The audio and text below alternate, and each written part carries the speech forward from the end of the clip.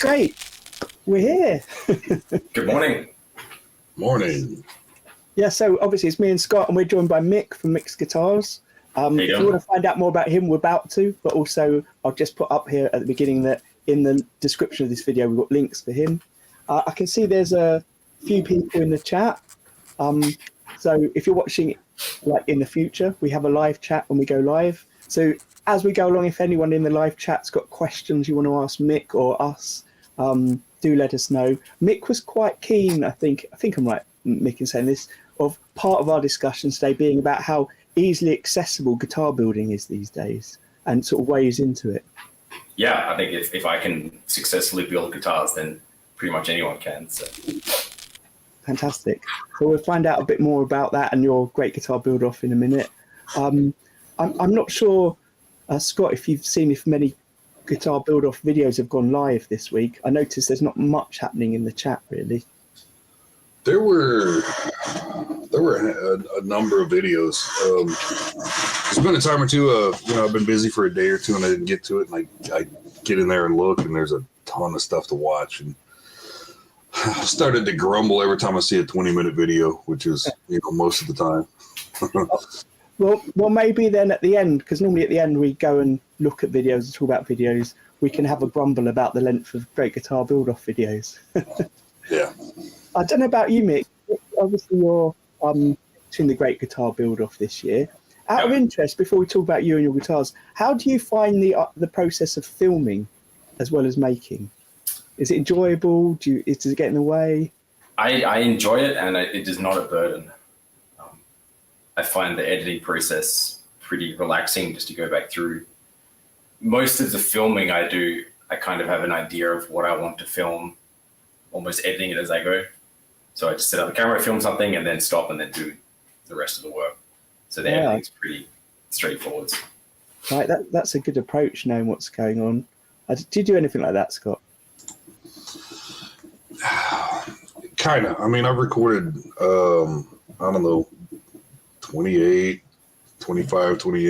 different builds. So it feels like I'm always rehashing the same old crap, but I kind of have a feel for, this needs to be recorded, but, not all of it. But there are a lot of times I have to apologize to the camera. I'm doing something that I don't know how it's going to turn out. I don't know if it's going to be interesting. I'm making some stupid jig or something, and I don't record it, and then I feel bad because that's the stuff I probably really should have recorded. Mm. It's only the stupid shit that I kind of storyboard. Yeah, you've got some good storyboarded little characters and things that appear in your videos sometimes.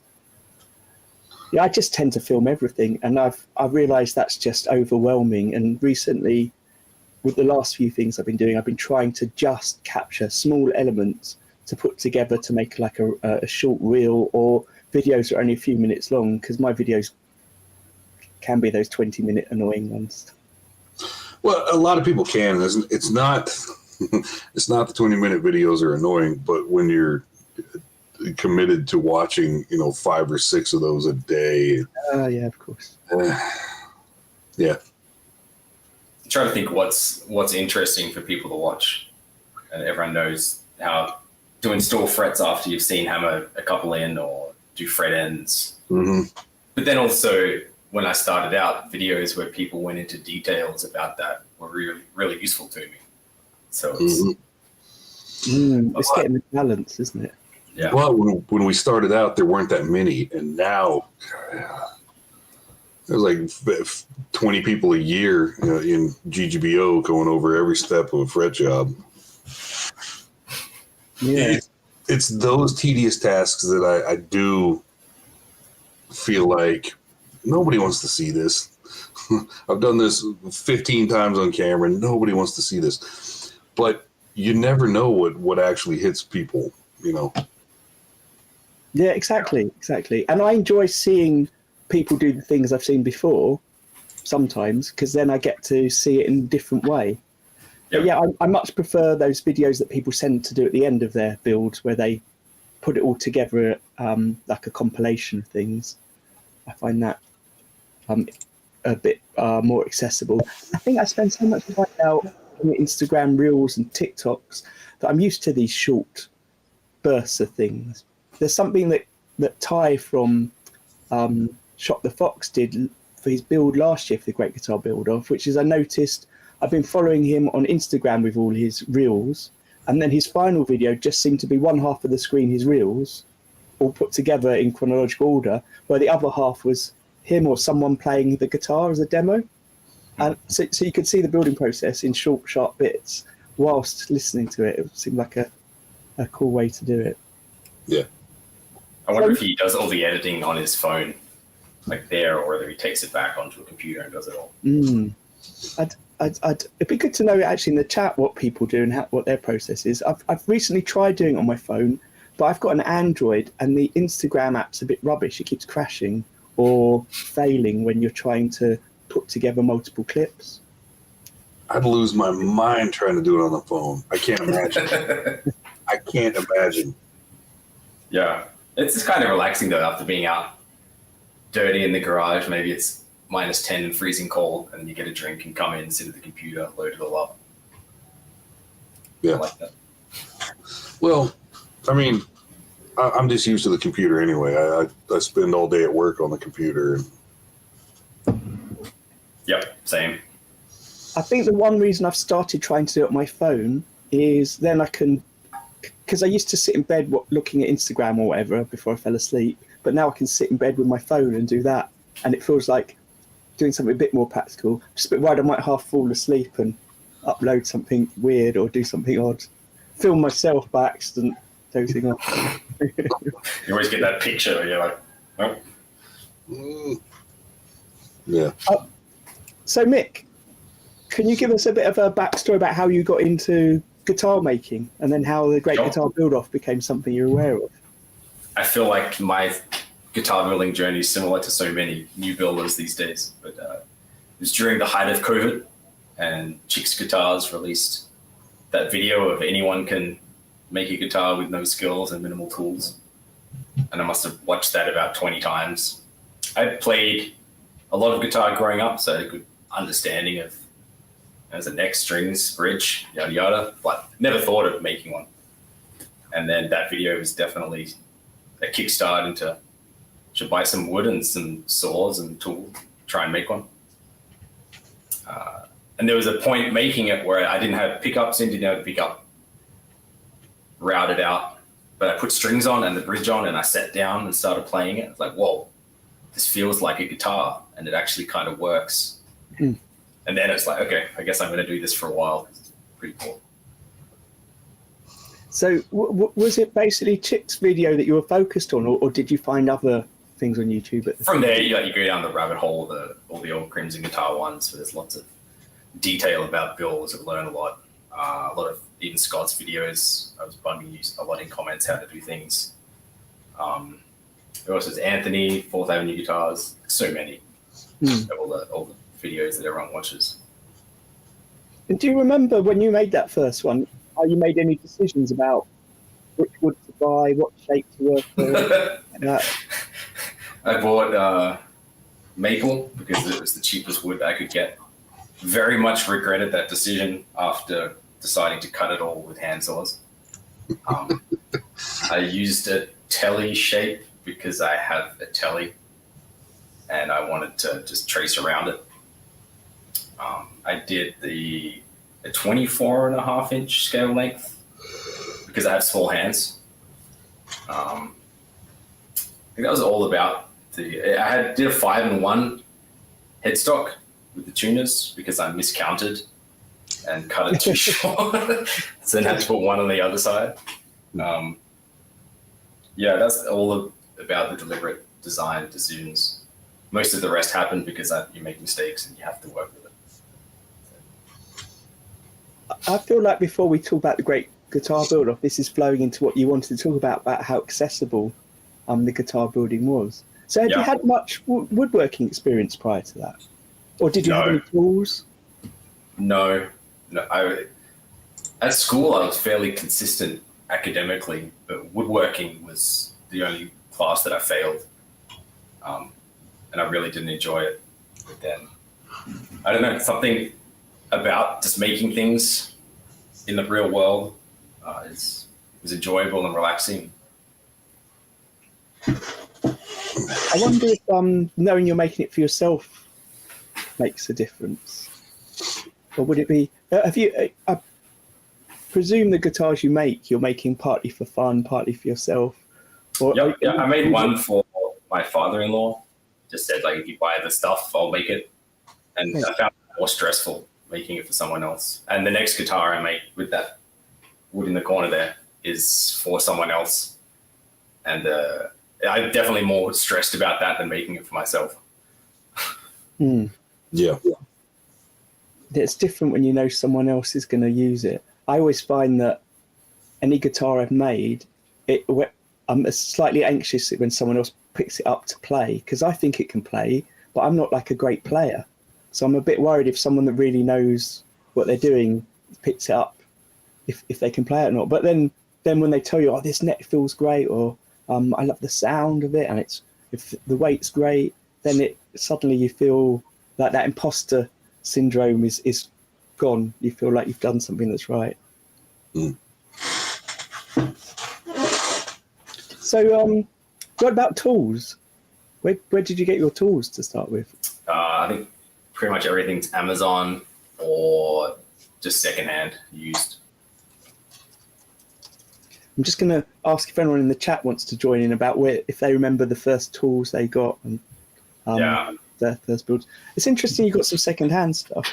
Yeah. I'm a big fan of secondhand. I guess power tools are the secondhand ones I bought. I've not really, apart from things that have been handed down to me, I've not had any secondhand hand tools, but that seems to be a good way forward, like Crimson having their vintage guitar, vintage tools even. It was interesting, that part of the process. You see all the tools people use to make guitars and think, okay, well, I need that if I'm going to make a guitar that works. So you start getting those tools and then you fail with it. And then you watch 100 other videos and you see 100 other ways of doing the same job with other tools. So you kind of learn different processes from different people that fit your tools and abilities and lifestyle. Yeah. But the oscillating spindle sander, when I got that after my first build, I'm like, whoa, this would have saved hours and hours on my first build. And I got that for like $40, and then I sold it for $50 a year later because I got a better one. That's pretty good. Yeah, that's the advantage of buying secondhand, that you can potentially sell it for the same price if you need to upgrade at some point. Yeah, there's a handful of things like that are just so essential. I don't know how you would even attempt to do anything without it. I remember Chris, who's tagged there, Chris Franklin, when he was on the show, saying that he got an oscillating spindle sander, although his was a handheld one that he'd mounted in his table, and how useful that was. I think, I had the same feeling when I bought my one, how brilliant it was. I'm trying to think if there's any that I got that I realized I really didn't need to get. Initially, hand planes, I got one, and then I'm like, what is this? How do I use it? But they've slowly become part of something I use most of the time now, once you realize how to use them and how useful they are. Got here in the chat a couple of people. We've got Brad and also Curtis saying that their first tools seem to be all fret-related tools, because I guess they're very specific. You know, they're small files, they're small, thin things that aren't the sort of tool you can just pick up at your local pound shop or off of Amazon or something and use. So they are more important. After our chat that we had a few weeks ago, where Arran was talking about how great StewMac was, because I was worried about StewMac with import charges and stuff, and the costs seem high anyway. But then he uses StewMax, which is their delivery service where you sign up for a year and then you've just got the free delivery. And they don't charge import, or import tax isn't put on it because it seems to be part of the initial price when you look at it from this country.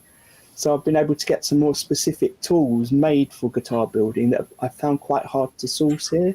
Before, I've been looking for tools that looked like they'd be the right tool, but they're not always necessarily the right thing, if that makes sense. Yeah. The first files that I did fret end dressing with were a little set that I got off Amazon for like $10. And then I ground a safe edge onto one side of it. And it must have taken me 4 times as long to do the fret ends with those than with a decent file. I actually bought a safe, what do you call it? I bought a file from Crimson, and one end is flush, clean, and the other is rounded. And all of my crowning and dressing, I do with that file, really. It's probably not the best tool for the job, actually, but I've just gotten used to doing it. So, yeah, I think I got the same ones, and that really upgrading from the ones I had before to that was really good. Yeah, I just put my first StewMac order in, and I was $20. The shipping was $20 less than what the StewMac's subscription would have been, but I just said no, I can't do the StewMac because then I'll just keep buying stuff from them. I tell you what, turn off their mailing list because they keep offering you things and reminding you about stuff that you've looked at before. Yeah. That's why you use a junk email address. Yeah. I'm not saying there aren't suppliers in this country. There's a company called Chris Alsop who make handmade, like Crimson, handmade guitar-specific tools. But there's something about when you're watching all these videos online and everyone seems to be using the same tool, because especially if you're in America, I guess it's easy to get those StewMac stuff. Then it becomes, you wonder if that's a better tool for it. Not necessarily the case, but I've definitely gone off cheap tools. I used to recommend to people that you should get a cheap tool to try it out, see if it's the right thing for you before investing in an expensive one. But as soon as you go to a good quality tool, it's like a different tool. It's not like you've bought a cheap one and tried it out and you found, oh yeah, I do like these, let's upgrade. It's totally different because the cheap ones are often so rubbish, it might make you think this isn't the right type of thing for me. And then you move up. That makes sense. Like some of my power tools. I had a really cute, I've mentioned this before, like an oscillating saw. And I kind of used it quite a bit, but I thought it was useful, but I wasn't sure. And then it broke and I left it for a while. And I recently bought a good quality one, a DeWalt one. And it is so good, and it's so useful, and it's so much better than the other one. It feels like a different tool, and the diversity of things I can do with it. And I'm using it a lot in my guitar building, which is a bit weird, but because you can get really straight cuts into things, it's quite good for chunking out, like the things I used to route out and drill first. I often do it with a saw first, and I get nice straight edges, and then just neaten it up with my router and templates.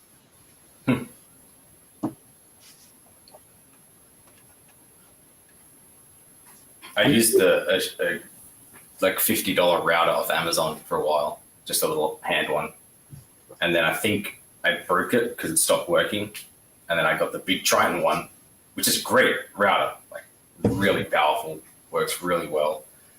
But now that I've gotten better at routing, it's like, I could probably just do most of this with a little palm one now. Yeah, for the longest time, I did so much with my little palm router. And I absolutely loved it. And the first one I had finally died on me.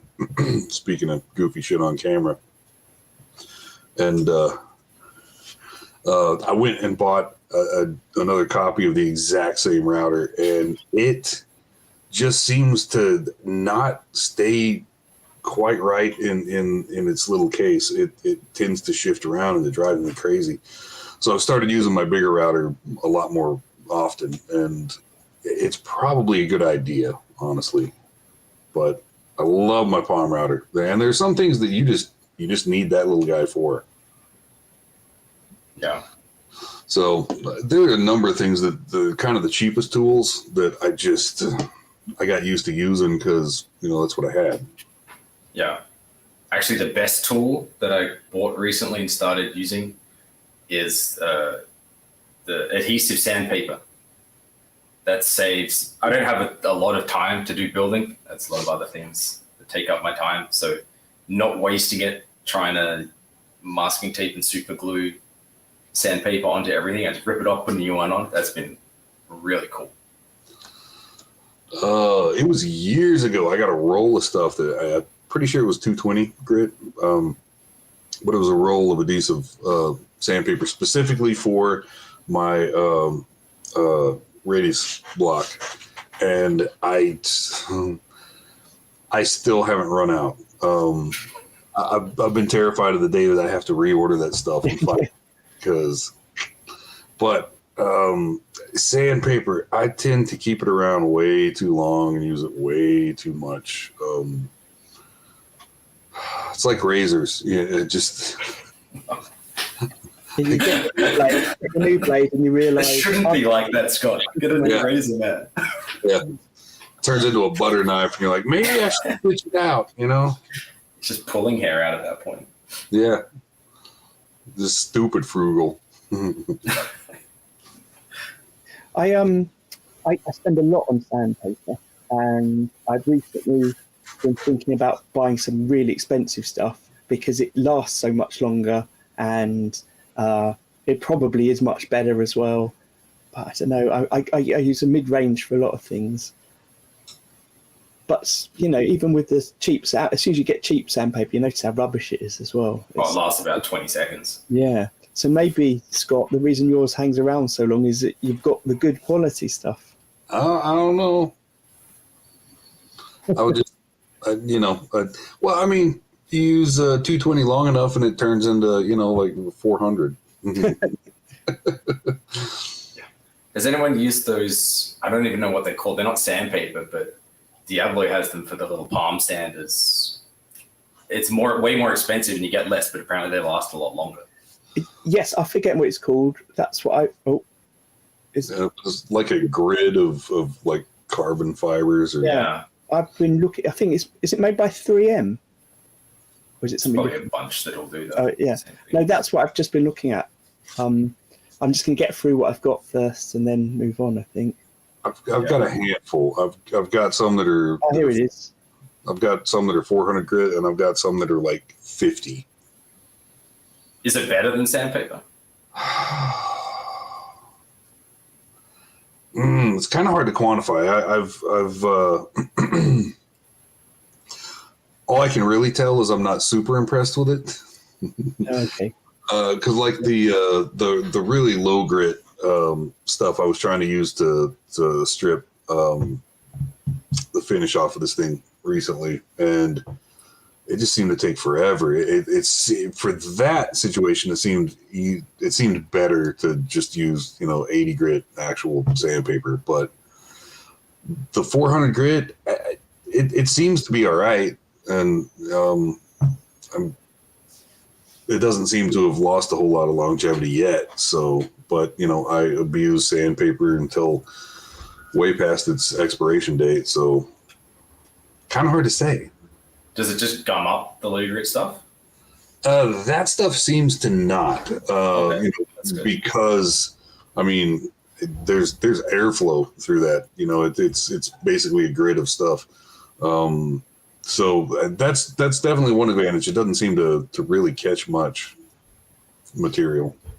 I've been trying to tag on the screen some of the stuff that's going on in the chat because I've never seen the chat so popular as when we're talking about sandpaper, which is a bit mad. But yeah, if people are watching this in the future, you can click on and watch the live stream chat. But so Super Asilex has just been discussed. Todd from Sweet Tea thinks it's the best sandpaper he's ever used. That's the stuff I think I've been looking at. I'm not sure if that's what you mentioned as well, Mick. And the other one I'd been looking at was 3M Cubitron. And Chris from Franklin Guitars says that it's good, but it's not very good for when you flex over carved bits, which obviously isn't very useful for us. I've also been using micromesh recently, micromesh pads to do my final finishing, which is quite expensive, but you can wash it and reuse it. I don't know how long for because I haven't had it that long, but I've used it on 3 or 4 guitars now. And that's got crystals in it embedded in like a sort of foam. So it sort of the crystals sink back into the foam when you put it on the surface, and they just lightly touch the surface to sand it down. So it's meant to be better for less scuffing and things. Yeah, but maybe we should do a whole show about. I mean, it's what we spend so much time doing, so it makes sense. I've got to say that it's good to know the things that work for you, and finding out from other people what they recommend is great. So one thing I'm going to do before Christmas is go through all the episodes we've got of this. So this is our 16th, I think, and I'm going to edit down into sort of 5-10 minute videos, little compilations, with each one having a different focus. So one might be about tools, one might be about neck building, or one about finishing. So people can watch back on a specific topic and hear, hopefully, the voice of 10 different people and comments from the chat on it. I feel like it'd be good as a way of having a sort of resource about those things. There's a YouTube channel I like called Stumpy Nubs, and he's a woodworker, and he talks about best practice for woodworking, and he's incredibly knowledgeable. And he recently had a test that he showed, which surprised him as well, where he used exactly the same sandpaper on his orbital sander, but one with the vacuum turned on and one with it off. And you could visually see the difference in the speed and the quality of the sanding when the vacuum was on. So essentially, I guess, pulling out any small particles at all, just helping things flow much quicker. So since then, I've been trying my best to make sure that all my pads that fit on my sanders, the holes match up much better, because some of the pads I buy don't match the sanders. I've always done that, but that's just my OCD. I've never had any kind of dust extraction. So that's fairly disappointing that I've missed out all the time. I usually just let the bag stay on a little catch bag because I'm too lazy to hook up the shop vac to it. Yeah, and my bag has a hole in it, and I just always ignored it. So as I use my orbital, I wind up with this pile of dust on my lower arm. I always forget about that, and I go to the store to get beer or something, and I'm covered in dust on one side. I recently slightly upgraded my extractor system so that it automatically switches on when the tools switch on. And because I was getting too lazy to move around, because my switch for the extractor was right over one end. I used to have a foot switch on a lead, so I could just push it anywhere, and that broke. And then, so for ages, I've just been not putting my extractor on. It definitely makes a difference for the mess in the space as well, and how messy I am afterwards. And I'm sure it makes a difference to my health. But I feel like dust extraction for me, regardless of health and how things work, it's just good because the place seems cleaner. And it gets to a point when I'm not using the dust extraction where I just have to stop everything and clear because there's just mess everywhere. And I don't enjoy doing that. Every surface of my shop is just covered with shit. It just... Yeah, because does everyone, sometimes you go and you blow your nose after working on guitars and it's all just black and brown from all the dust. Or red if you're working with Red Heart, or kind of orange if you're working with Canary. I've been trying to be more vigilant with a gas mask. I actually got a full face one because I always have a gas mask and then some kind of eye protection, and then half the time you've got to pick which one you want. Yeah. Because the glasses fog up and you either can't see or you breathe in crap. And I usually choose eyes over.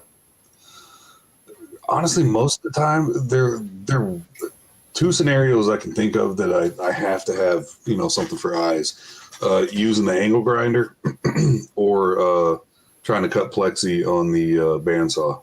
They're the two times I know I have something flying at my eyes. Most of the time, it's not a concern. But, most of the time, I got doors on both ends of the shop and they're open, just for comfort, but, tends to secondhand, benefit of being some ventilation. But yeah, there are a number of times when I feel like I need, a dust mask of some sort, and a lot of times I don't. And I may regret that someday. I don't know. Yeah, well, I spent 3 hours yesterday just using super glue without my mask on. And then I sat down for lunch and I had a nosebleed. So I'm not saying they're connected, but there's maybe something happening that's linked. That's a lot of super glue. I don't. Yeah, so I've been using, and it's really good stuff, Glue Boost, as a way of doing repairs. And I've got 3 old Area Pro bases from the 70s in that are just covered in cracks. So what I'm doing is, and because it's poly finish, it's not nitro where I could use something that sort of melts the cracks together. Where the cracks are and the paint's lifted, the poly's lifted up slightly, the bare wood underneath looks a different colour. But when you put the Glue Boost in and push it down, the Glue Boost seeps into the cracks and it all looks uniform. And a lot of the time, the cracks just seem to disappear as well. So I'm going around filling all these little dents and then going to sand it down, and then repolish it all. But it's doing an absolutely great job, and there's some really deep dents in it as well. So you can get the thicker Glue Boost, and you can also colour the Glue Boost as well. So sometimes I think the poly that's on these guitars has a tint to it. This is so boring. Look, Scott's Anyway, it's not an advert. It's not your fault so much. Just while I noticed it, I made a Guitar Builders Collective chat the podcast. Nice. I don't know if anyone would ever want one, but I thought it's another way to, as Corey says, when someone buys a shirt, the profit you get is so small. But I thought it's just another way to add some a little bit of money to the Jurg's Cup kind of fund. Yeah. Someone might ask you one day when you're wearing the shirt, what is that? And then it'll all be worth it. Well, I was at a guitar show on the weekend and I had some cards printed with the chat on it and the Luthier's lunch break thing that I do as well. And I was giving it out to guitar builders because there were a lot of, obviously, guitar builders there showing their wares and lots of guitar builders that come down to see other guitar builders. So hopefully we'll get a few new people watching or new people that might want to come and join us for a chat. We'll see. Well, doing merch isn't really for the profit. The joy is seeing how many people are wearing your shirt doing their videos. Yeah. And Mick, as Saul just pointed out, Corey just pointed out, you were the one that put together all the shirts for the I helped Corey out a little bit with it. So. Yeah, that's brilliant.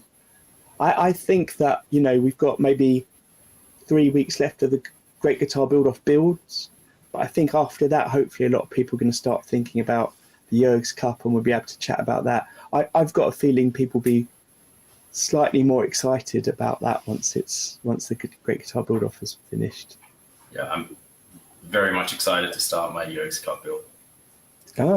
Well, I'll ask you about that in a minute. Maybe we should ask you about your Great Guitar Build-Off build, because I can see it in the background. I keep moving away. If I go this way, you can see it there a little bit. And it's definitely, I put it on the thumbnail for today as well. It's definitely an interesting choice. Right, I'm going to grab it. Oh, that'd be great. It's been fun to watch.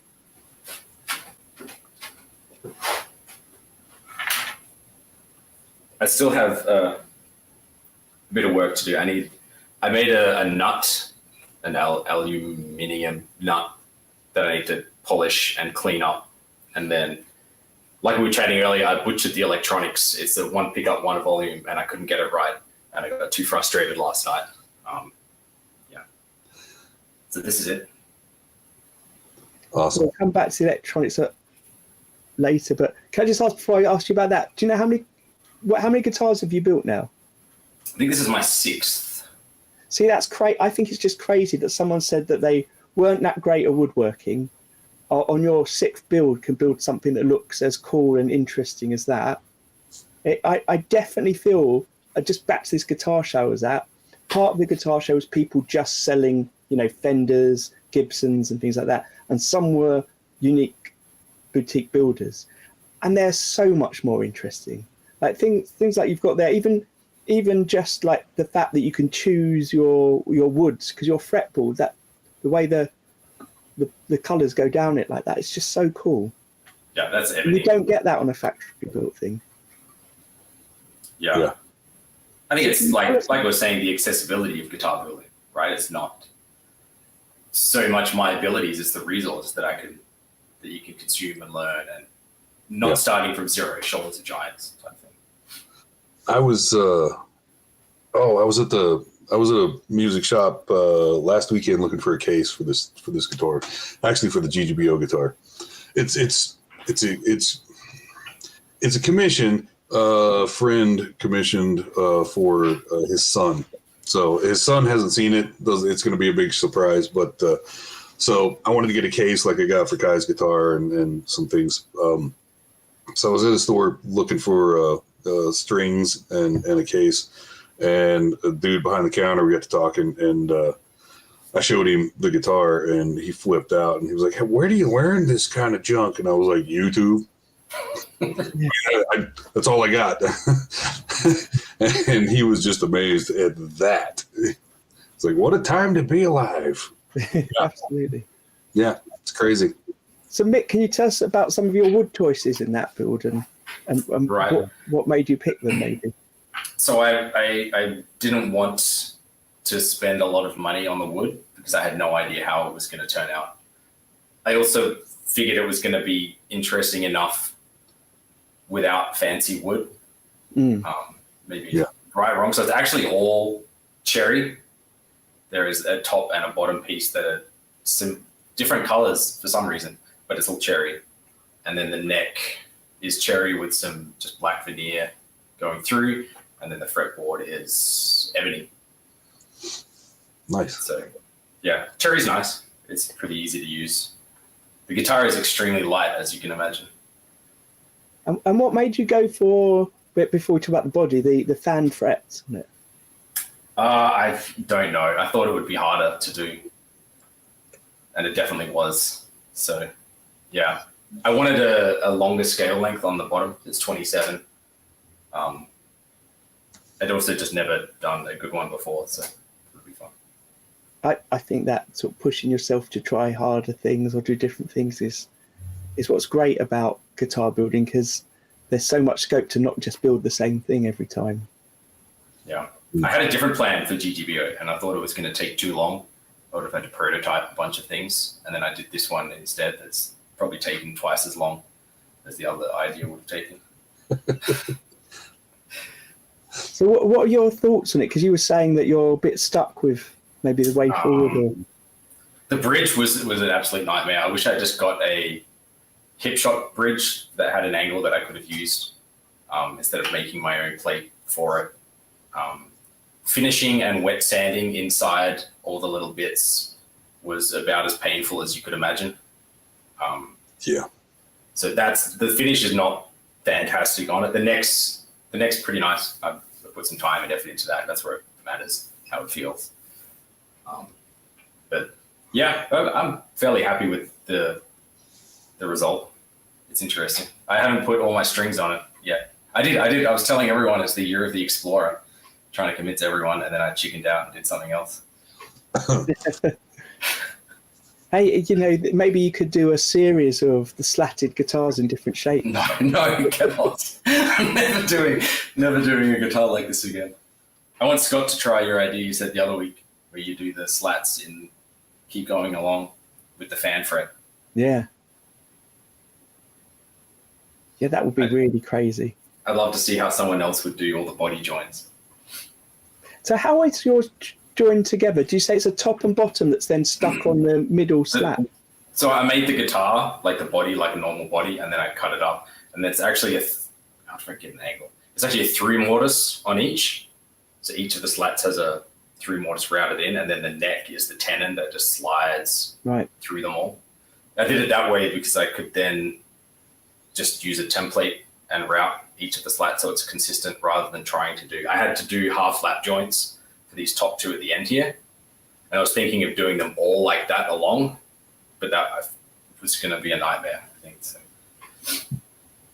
I think it's really cool that bit though, at the sort of heel of the neck, seeing the joins there, being different woods or different color woods. So yeah, it really adds something to understanding how it's been made and built.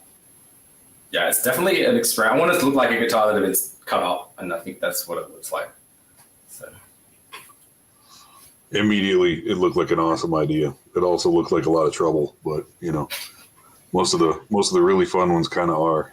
Also, it is about as comfortable as you can imagine sitting down. I'm getting poked in the boob by this bit right here.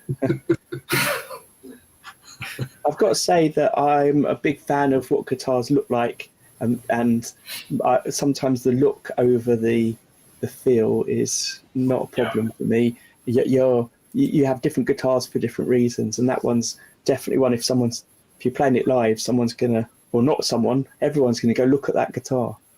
Even someone that's not into guitars is going to notice it's not like a normal guitar. Definitely wanted something that looked like it was entering in a guitar competition that was photo based. Yeah, of course. And no, Chris, I'm not going to make another guitar with the offcuts. I'm going to burn them. Maybe you could use them to make something non-guitar. That's something I noticed that I thought was cool at this guitar show. Quite a few builders were using offcuts of their guitars to make things like pick trays with, or things like that. Things that were quite affordable. So I guess another way to use their woodworking skills, but make sure they had something that when people coming around who like your guitars but couldn't afford your guitars, they could have something of yours in some way. I have so many scraps and offcuts. I really need to find something to do with them. I've thought about advertising to, knife builders and people, people that make pins, to come sift through my junk and pay me for all my expensive offcuts. I have some offcuts of the neck, so the striped cherry, that I'm going to make some coasters out of. Nice. I have offcuts from every neck blank that I've done, and they have all been, multi-laminates. So I've had little scraps of every one of those, laid around somewhere, and they're beautiful. There's got to be something cool I can do with them, but I don't know. I think, isn't that Chris Franklin? Isn't that what you're doing with your Jörg's cup? You're using offcuts of some of your past builds, I think. See what he says in the chat. I might be making it up. So I'm sure someone is. We've actually got Jack from JC Guitars coming on in a few weeks' time, and he's the one that's been making the pick containers that I was thinking of. But he initially made them with their offcuts, so he would give them with the guitar. So you'd get your guitar, and you'd have a little pick case with the lid on that matched I think it matched the fretboard, and then the body wood was what the case of the that's cool. The actual box was from.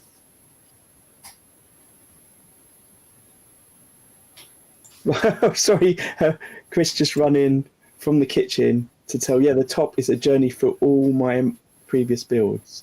I like the idea it's emotional to look at, like it's a look back almost through archaeology, digging through layers of the earth. You're digging through the layers of your guitars. Yeah. That's cool. That's what my shop floor is. I always hope that's what my dust extractor will look like when I open it up, but everything just gets amalgamated into one mess grey. So Mick, what were your issues with the wiring? Because I know Scott had some wiring issues this week, and I used an end pin jack, and I honestly couldn't figure out which one was the hot and the ground. And then I got frustrated last night and had to go to hockey, so I just put it down. I think I just need to start again with it. It was buzzing, and then it was no noise. So. I hate wiring. I really, really hate wiring. I don't mind soldering, but I don't understand anything about wiring. There's a flow of signal. Yeah. I think my thing about the wiring with pickups is I'm often not sure what it's going to sound like. So do I use 250K or 500K or audio or linear, and which capacitor do I put in? And until recently, I haven't necessarily known what's going to be the best, which setup's going to be the best for which pickup.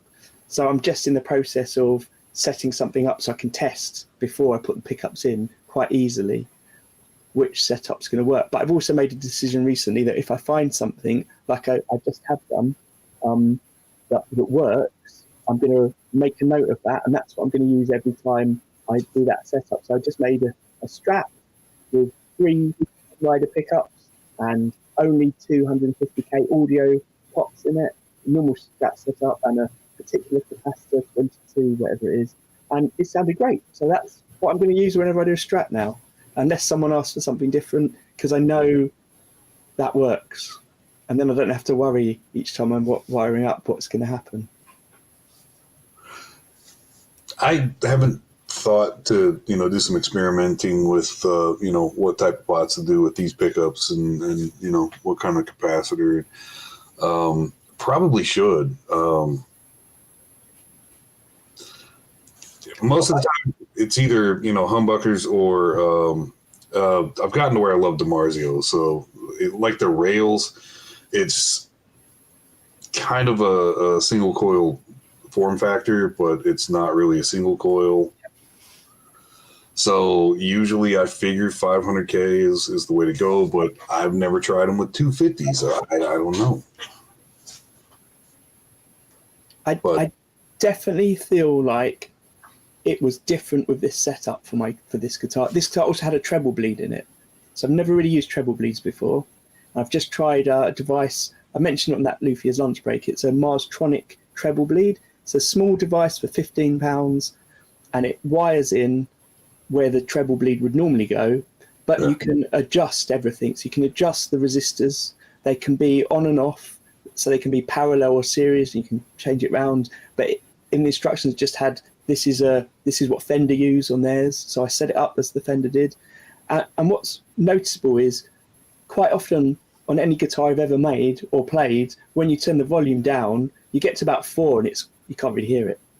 Yeah. And then it just suddenly gets louder. But with this, it just gradually went quieter until it got to 1 and then disappeared. And I'd not really considered using treble bleeds before or things like that, because it just seemed like that's a faff, I don't need it. But I felt like it made such a difference to the guitar, along with that combo of pickups and things, that I'd be silly not to just stick to the same thing going forward, because I know I like it. Yeah. Whereas before, so much tone stuff's very subjective in so many ways. I've never tried many different pickups, even in guitars I've owned over the years. It's just... Yeah, I guess, I mean, we've had this conversation so many times about, is it about the pickups? Is it about what you're playing it in through, up to what you're plugging it all into afterwards? I just realised that if I'm demoing my guitars or asking someone to play it at a guitar show, then when you plug it into an amp, it just needs to sound good without everything else there. And I definitely feel that as long as your guitar's got a good output signal, then you can do what you want with it after that. You can adjust it. So I'm not that worried about what the tones are, but the fact that this one worked, that first of all, the volume was noticeable at all stages, slowly decreasing, that the 2 different tones made a big difference to the sound of the pickups. That's all I needed. It wasn't necessarily what the sound was. Yeah. Because sometimes you put a tone in and I think, is this resistor going to be right? And then you play it and I'm like, is it making a difference? And I'm like turning the tone on and off, playing strumming and playing single notes, and I can't necessarily, it's too subtle, basically. Yeah. I don't think I've ever used a tone knob. I've always just used the volume down like 80, 70%, and that knocks all the highs off, knocks a bit of the gain off, gives you a bit more control. What have you got more straight doubled off for? And they're just cheaper Amazon pickups. But is it just a volume, or is it volume and tone? Just a volume, just a one volume. I didn't want to have to make another cavity in there for the... I also needed to put shielding paint in the cavity too. I think if you know what you like and you only use the volume, why bother having tones? Yeah. I had a whole bunch of effect pedals when I was playing growing up. I got the Boss GT6 when it first came out, a whole bunch of other ones. And then one day I just cut it right back to a distortion and delay. And I found instead of searching for the right tone, I started searching for the right notes to play. And that was a big difference. So I've always tried to just cut back, simple everything, and try and just play the right thing instead. I've toyed with the idea just because, you know, I never use a tone knob, never. And I most of the time I don't really use volume either. You know, you either want it on or off, basically. So I had thought about, you know, just having like a toggle that, you know, either put you at 100% volume or 0 and nothing else. But most people, I mean, for me, that would be great. Most people want options. Yeah, I would struggle with a guitar without a volume. It would be weird. It would definitely be weird. But I wonder how to make you play though. You'd really have to just any control you want in attack. It's all just going to be in the fingers. Yeah. Cool. I think I spent most of my teenage years just with my volume on 10. So maybe I didn't need a volume. I'm always like 100% volume, you know, 100% on tone. It's just, but you know, for the longest time as a player, I didn't know shit about guitars. So you get a Les Paul or an Epiphone or something like that has 4 knobs, and I didn't know what the hell any of this shit was for. You know, I didn't start turning them and then see what that sound it does. Yeah, but then I don't have time to mess with that. Just turn everything up and, you know, have fun. But I don't think I even realized that the 3-way, you know, was using the front pickup or the back pickup, or what the difference was. Yeah, well, I had someone come in recently because I do some repair work, and just to show me their guitar so I can give them quotes for what's going to happen. But while we were there, I adjusted the pickup heights because they weren't equal and it was all a bit off. And we then discovered that his 5-way switch on his Strat that he bought secondhand was wired up very weirdly. So it wasn't just the normal 5, it was like odd combinations of things. So you and also one of them was a humbucker, not pickup, not a single coil. So it split the pickup, and he just didn't know that. So he was just assumed he was playing it in the normal sort of 5 positions you get in a Strat. But one of them was like the 2 extreme ends, the humbucker split and the neck pickup. Yeah, so it's easy not to know what's in your own guitar, especially when you buy it in a shop or buy it second hand and you don't really understand the electronics. Well, something like that, who would expect that? But just standard stuff when you don't know, you know. Guitar players, a lot of guitar players really don't know much about their gear. Yeah, I had no idea what fret wire was or how it was installed. I'd never even considered play guitar for so long, never looked at it and realized that someone cut into the neck and then hammered in some wire to it. Yeah. Well, that was like the first revelation for me when somebody, I was doing other stuff and somebody asked if, you know, I'd looked into cigar box guitars, and I'm like, what the hell is that? And I had to Google it, and I was like, holy shit, it never occurred to me that you could just order fret wire and do this stuff. I mean, it makes perfect sense. People repair guitars all day long. I just never thought about it. Yeah. Always felt like there was an extra little bit of magic you needed to make a guitar. Yeah. You can't just do this in your garage. You know, you have to have machines, computers, scientists. Yeah. A Fender factory. Yeah. Yeah, that's been eye-opening, actually, seeing the quality of guitars that come out of the factories compared to ones that we can make. And how just the extra time and care on things like fretwork and getting the neck carved, feeling really nice, can make them feel a whole lot nicer than like $1,000 guitars you buy from big names that frets aren't evenly on level. Yeah. Yeah, absolutely.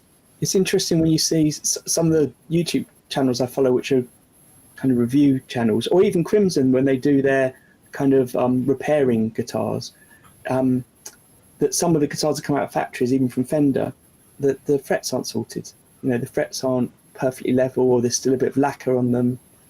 It's a bit disappointing, really. Yeah, I have a Martin acoustic that I played to death, and there's got to be about like 10% of the frets left on it. And I went and played it, and played an F. I'm like, wow, I haven't played this in so long, and realized this feels awful. There's no fret, and I need to get the frets redone, and I'm not going to touch it. I'm way too scared to refret it myself. That would be terrifying.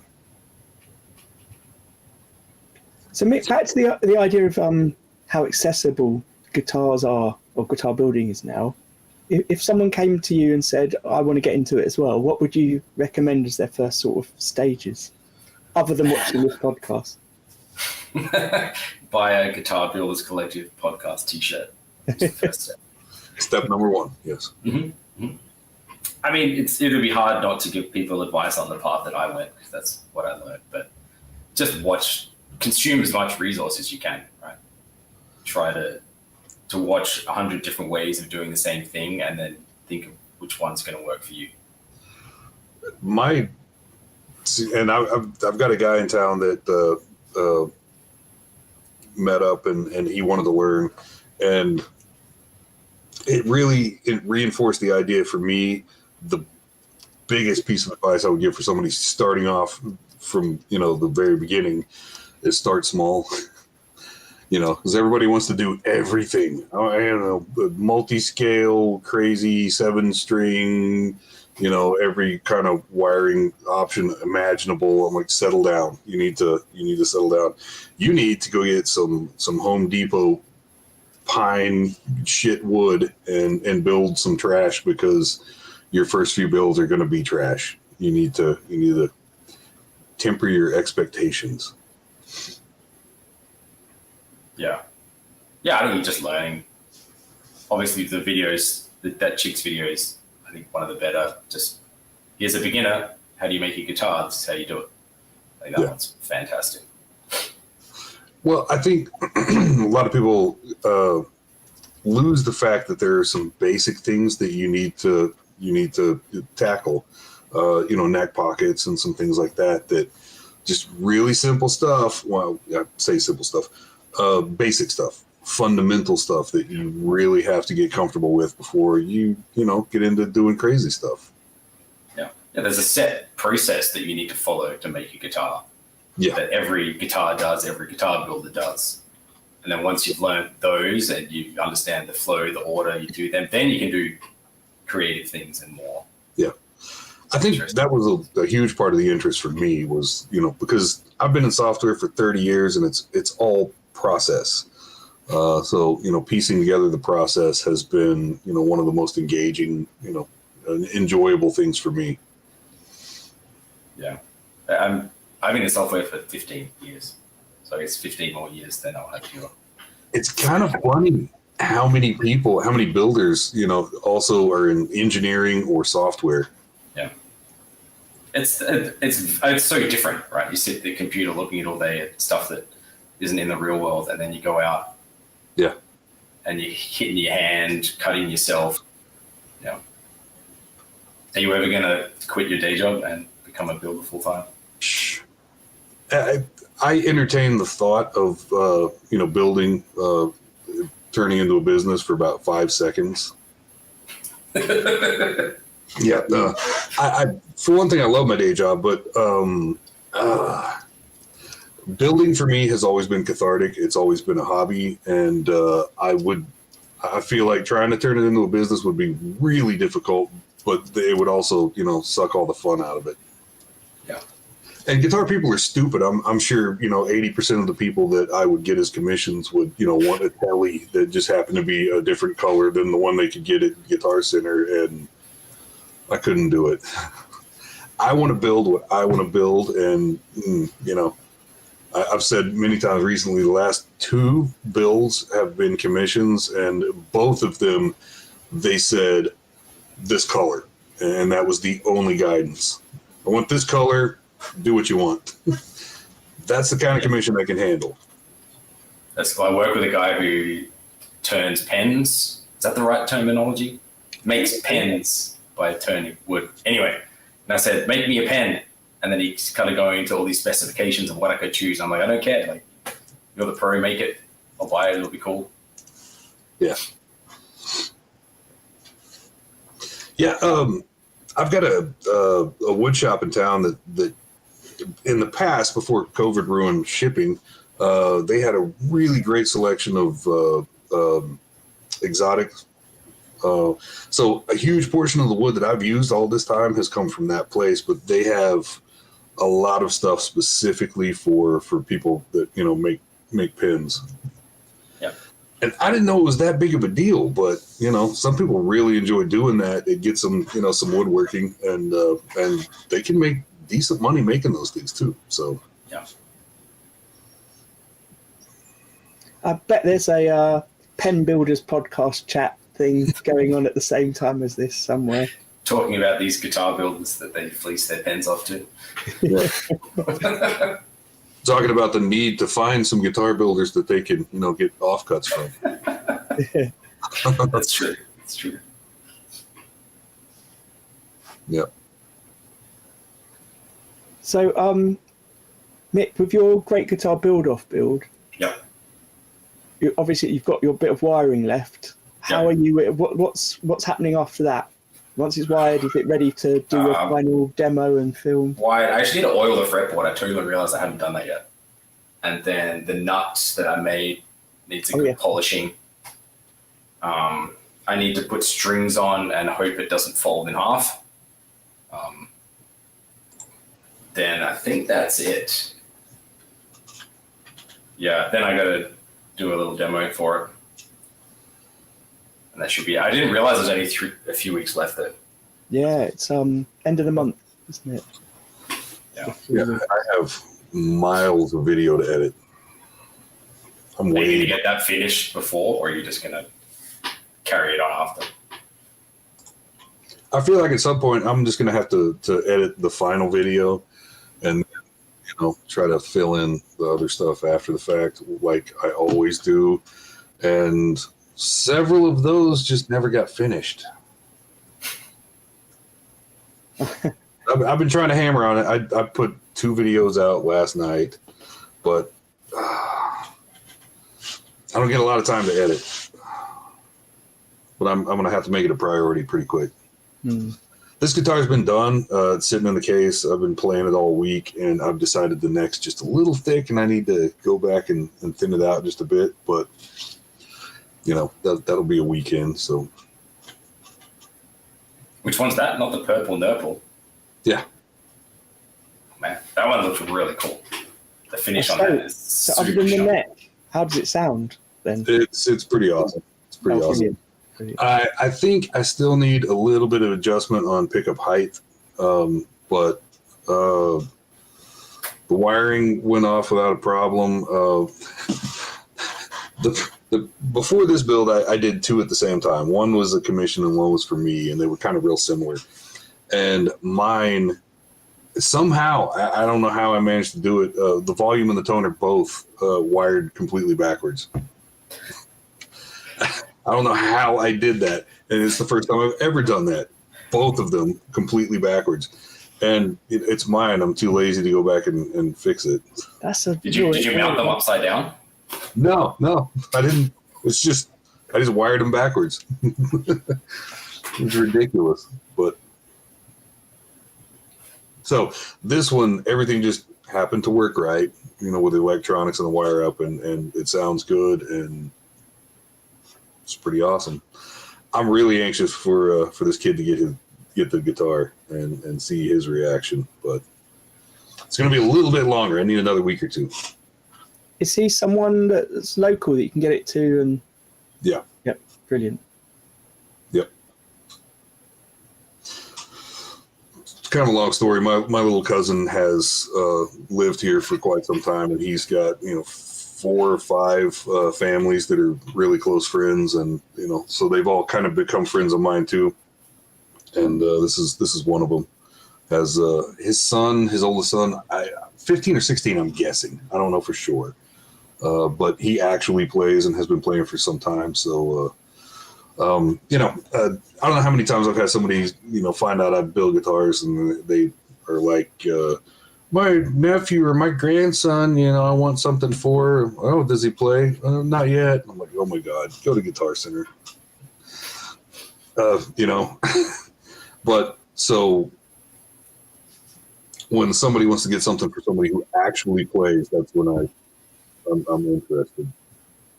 I think watching someone on stage play with your guitar that you made, that'd be like the peak of guitar building for me. Yeah. Early on, one of the first commissions I did was for a friend, but he's been a professional musician for a very long time. So I haven't seen him on stage with it, but I know, he does play it. So it was pretty cool early on. Yeah, it's good to know that the guitars are being used for their purpose. Although saying that, if someone's having an amazing time playing it at home, that's equally as amazing. You just won't get to hear it. As long as it's not sitting in a case. Yeah. Yeah, they're just ignored by somebody who never really played to begin with. Yeah, I used to be very religious about keeping my guitars in cases so the strings didn't get all dusty and mucked up. And then I realized I just never played them and forgot about them. And now I like to always have them out everywhere. Yeah. Yeah, that's cool. So just for anyone that is watching in the future, I think it might be quite cool to put in the comments links to any videos you've made of your Great Guitar Build-Off builds if you're doing it. So we can all look there and see who's watching. And when Mick's and Scott's up, well, I'll say I'll link them in here, but I'm sure we'll be having an episode, I'm sure, about the Great Guitar Build-Off. In December, Arran's able to join us again a bit. I'm not sure if he'll be able to do it every week because it means starting at midnight his time, but he's up for at least one of them. So it'd be good to have him back and do a little review. Although maybe it'd be good to also review in the new year. Is it actually on Christmas Day they're announcing results of the competition? Did I make that up? I can't remember how it works. We've got all of December to vote. I don't remember. Yeah. Because I haven't thought about the rules since, I don't know, February. Have you submitted your build photos yet, Scott? No. There's the email saying you've got to submit them soon, before the deadline, or they won't get up in time. So the deadline is almost not the deadline. Yeah, the new deadline. I feel like, like we were saying before the call, Mick, a lot of people are just in this for the build and the community. Yeah. The competition's not that necessarily that important. Yeah. Yeah, but after a year, and I can't tell that, the money we paid to enter went for anything else, It's kind of part of the payoff, is being a little competition. Yes, fair enough. Well, let's see who's going to win. Well, I need to go through my email. We've got two rivals here. I haven't entered this year. That's not happening now. Never mind. There are some good builds. There's a lot of really cool stuff happening. Yeah. I've got to say, it's Great Guitar Build-Off and seeing builds that people make has made me far less interested in finding out what the big companies are building these days. I just, like Gibson have just released a new set of Les Pauls that's slightly different. They're lighter weight, they're bright colours. I don't really care. I'd much rather look at what people are doing over here. Yeah, I have 3 store-bought guitars right now, and 2 of them have, a certain amount of nostalgia to them, and one of them I just haven't been able to sell. I never pick them up. I never do. I like mine. And I've had people ask you, what's your favorite guitar that you've built? And I'm like, the last one. That's always the answer. It doesn't matter. It's always the last one. I don't think that's it for mine. This guitar is uncomfortable to play. What about playing standing up, though? Once you got it's going to be. I don't know where to do the strap button, though. So I probably have to put it on the end here. Yeah. Or I could try and be brave and put it here, but then the screw would stick through. I'm not worried about strength because the body part, the green is going this way, and then the top's going across that way, so they're plenty strong enough. But yeah, I'm going to throw with that straight one. I'd probably chance it there, and if it did poke through, just hacksaw it off. Yeah. Yeah, or put it on the back of that bit that's sticking up and like I'll go here and then just see, and then pull it back out, chop it off, put it back in, and then when I stand, just hold the neck really tightly.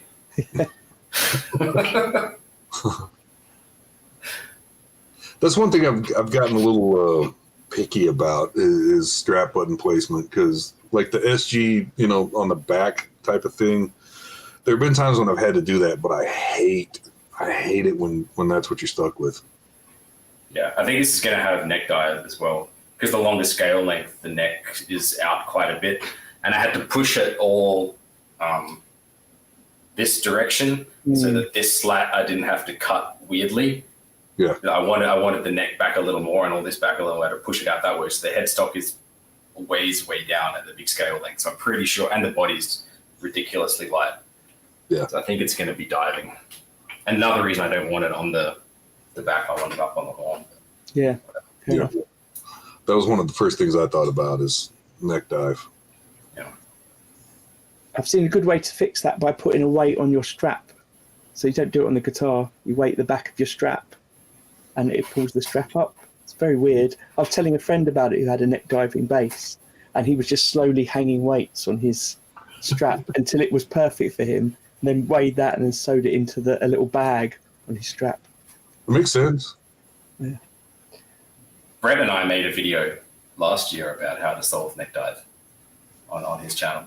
Oh, okay. Well, there's always a video out there, isn't there? Yeah, the YouTube resource. Great. So like I said, I'm going to definitely edit together in the next, I'll probably do it next few weeks so I can put some out before Christmas of like compilations of things that people have said on different episodes of this. And there's definitely things we've talked about here that link back in. We had a show all about, the first tools you could buy or the cheap tools you could buy and better tools you could buy. But I like the idea of having one about getting into guitar building. So a lot of what we said today would be great for that. So thanks again, Mick, for being here. And thanks everyone in the chat. I want to try and finish off more professionally. Mick, I never asked this. Where can people find you if they want to look you up? I put a link to your YouTube in the, not your Instagram, I think, in the description. Yeah, it's just Mick's Guitars, original, to the point name. But just Instagram, YouTube. Fantastic. Awesome. I also put your YouTube in the link. I put a link to Scott's YouTube, my YouTube as well. A bit about the Guitar Builders Collective as well. If you want to join that, if you don't know, that's a forum where there's lots of different sort of spaces with different topics about guitar building and general guitar related things. There's also a link there to the playlist that Scott's been doing, where he's put together all the different videos in all the different categories for this year's Great Guitar Build Off. We should definitely build in, Scott, a date for like a review. Maybe help everyone that's got to watch all the videos. Oh, good Lord. Scott's picks. Scott's picks. Not just you, we're helping out. Get Arran in as well. That'll be a lot of work. Yeah. Well, we could just pick some random ones then. There you go. As soon as you pick some, you're leaving some out. So it might as well be random. Yeah, that's what I've always hated. Because, like every year you wind up doing a video talking about my favorites, and you immediately feel dirty for not mentioning, 100 other people. Yeah, exactly. Yeah. That's the problem with something that's so popular, that there's just so much to watch, so much content. I think it's kind of the root of a lot of the disappointment that some people have had through, the years of GGBO.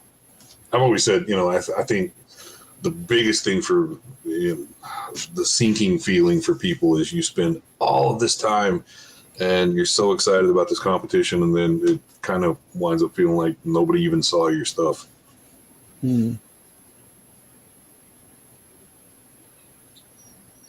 Yeah, well, we're here to try and remedy that by helping to share it.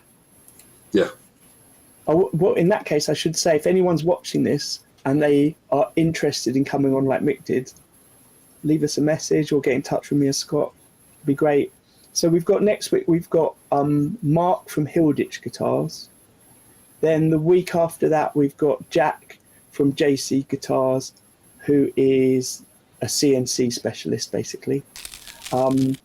Then at the start of December, we've got Mark Gutierrez hopefully joining us, who's one of the invitationals for the Great Guitar Build-Off. Yeah, but there's still some gaps. Cool. Yep. All right, I'm going to say goodbye this time. I'm going to go and I'm repairing a Les Paul headstock that's broken. Well, congrats, Mick. It's I've enjoyed watching that build. It's awesome, and congrats on a nice finished guitar. Almost. Close enough. It's gonna be. Yes, definitely. Thank you. This has been fun. Thanks for having me. It's a pleasure. Yeah, and I can't wait to hear a demo of that one. Yeah, that'll be fun. Yeah. All right. Bye, everyone. See ya. Hasta la taco.